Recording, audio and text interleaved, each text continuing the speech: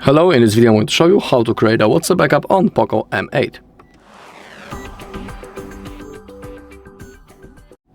Okay, so first we need to launch our WhatsApp. Once we are here, we need to click on those three dots in the top right corner and open up the settings. Now find Chats, scroll down and click on Chat Backup. Alright, let's begin with Google account. Simply tap on it, and as you can see, in my case, currently this Google account is selected. It means that on that account, our backup will be saved and stored. It will be stored in the cloud. So, for example, let's say that we want to restore our backup later in the future.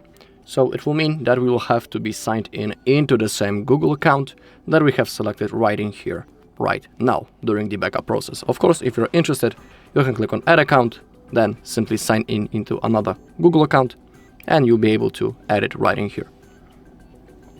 Okay, down below we have automatic backups. As you take a look, in my case, it's selected on the monthly mode.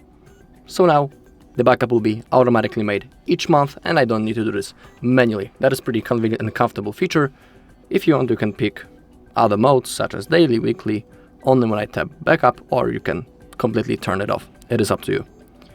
We can also include the videos in our backup. I highly recommend turning it on. And on the bottom we have end-to-end encrypted backup.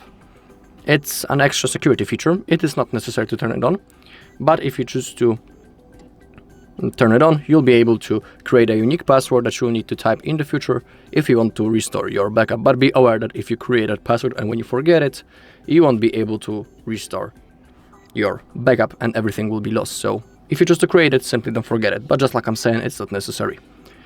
Also, make sure that you have some free Google storage space right in here. And now to create a backup, simply hit this green button. The process will begin. In my case, it won't take long.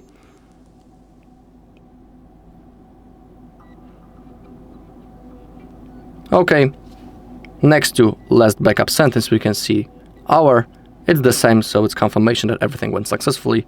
Down below, we also see the size of our backup. Alright, and that's all in this video. Thank you for watching. If you found this video helpful, please leave a like, comment, and subscribe.